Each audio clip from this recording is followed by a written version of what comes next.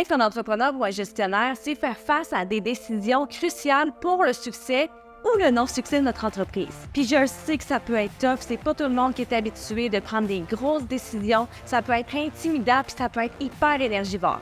C'est peut-être même le genre de personnes qui trouvent ça tellement difficile, tellement lourd prendre des décisions que tu préfères faire du sur place plutôt que d'amener ton entreprise en croissance pour rester dans ta zone de confort. Aujourd'hui, je veux te rendre la tâche de prendre des décisions plus faciles avec 5 questions vraiment efficaces qui vont te permettre de savoir si tu prends la bonne décision ou non. Ça va t'aider à passer à l'action parce que ce qui est difficile de passer à l'action, c'est la prise de décision de est-ce que je suis prête, est-ce que je suis pas prête, est-ce que j'ai pris la bonne décision, est-ce que je suis sur la bonne voie, est-ce que je vais me tromper ou non? Mon nom, c'est Christine Rivet, je suis consultante en communication et leadership et j'utilise les styles de personnalité pour développer des gestionnaires et des entrepreneurs bienveillants et performants. Et je suis certaine que si tu as un intérêt marqué pour l'humain, tu es capable de développer un leadership hyper inspirant, hyper positif pour avoir une grande équipe qui va amener ton entreprise au prochain niveau. Parce que oui, 85% de ton succès découle de tes habiletés interpersonnelles, le comment est-ce que tu parles, t'interagis, tu communiques avec les autres et seulement 15% de ton succès découle de ce que tu sais, de tes connaissances. Donc, on est toujours mieux de connaître quelqu'un et quelque chose pour se rendre à notre objectif. Prends papier et crayon, on y va avec les questions. Numéro 1, quel est mon objectif initial qui me demande de prendre une décision? Donc, on va vraiment partir d'un objectif pour prendre une décision au lieu de prendre une décision juste parce qu'on nous pose une question, parce qu'on veut une information, parce que vite, il faut se débarrasser de toutes les questions des membres de notre équipe. Puis c'est un peu le même effet qu'avoir un petit peu de papier sur son bureau, puis soit qu'on va procrastiner, puis on va le laisser là, ou on va s'en débarrasser en le mettant un peu n'importe où. Quel est l'objectif?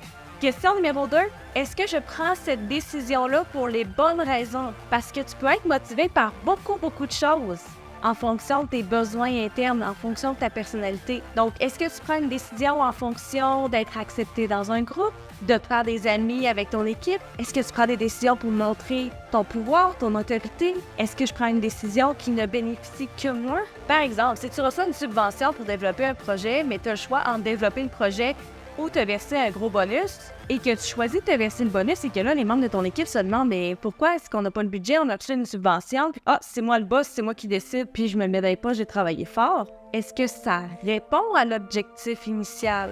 Question numéro 3. Est-ce que je suis la seule personne qui doit prendre cette décision-là? Ça, celles qui ont de la difficulté à prendre des décisions, vous allez aimer cette question-là parce que vous n'êtes pas nécessairement la seule personne qui doit être impliquée dans le processus de réflexion. Si tu as une équipe, tu peux faire un consensus, tu peux faire une table ronde, tu peux faire un focus group pour avoir des idées puis avoir l'opinion des gens, puis avec ça, te permettre de faire une tête sur la décision que tu peux prendre. Tu peux aussi avoir un partner ou quelqu'un dans la hiérarchie plus haut que toi qui peut t'aider à prendre une décision vers l'objectif. La seule chose que je te recommande, c'est que si tu fais un consensus de groupe, mets-toi une limite de temps parce que là, tout le monde va avoir des opinions différentes, tout le monde va avoir envie de mettre son grain de sel, tout le monde va vouloir que la décision soit la plus parfaite pour tout le monde.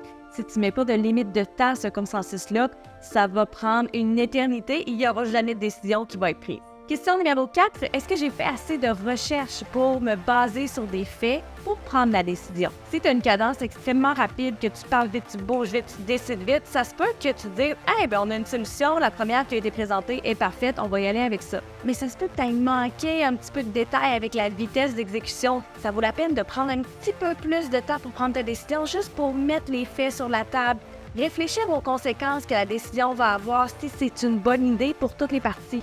Là, c'est le temps de diminuer un petit peu ta cadence, de développer ton côté analytique pour voir si tous les aspects de ta décision conviennent à l'objectif de départ. Question numéro 5, est-ce que la décision que je suis en train de prendre bénéficie à toutes les parties impliquées? Ce que ça veut dire, c'est que la décision que tu prends ne doit pas bénéficier que toi. Donc, quand vient le temps d'exprimer la décision, c'est aussi important de prendre le temps d'expliquer le pourquoi cette décision-là a été prise à tous les membres de l'équipe pour que chacun voit en quoi ça les bénéficie eux aussi. Si ton équipe voit qu'ils ont quelque chose à gagner de cette décision-là, ça va être beaucoup plus facile pour eux d'exécuter la tâche demandée pour se rendre à l'objectif avec cette décision-là. En résumé, parle de ton objectif pour prendre ta prochaine grande décision. Demande-toi si la décision est prise pour la bonne raison, mets ton ego de côté puis concentre-toi vraiment sur l'objectif.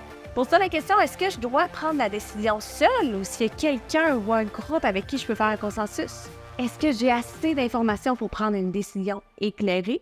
Et est-ce que la décision est gagnante pour toutes les parties impliquées?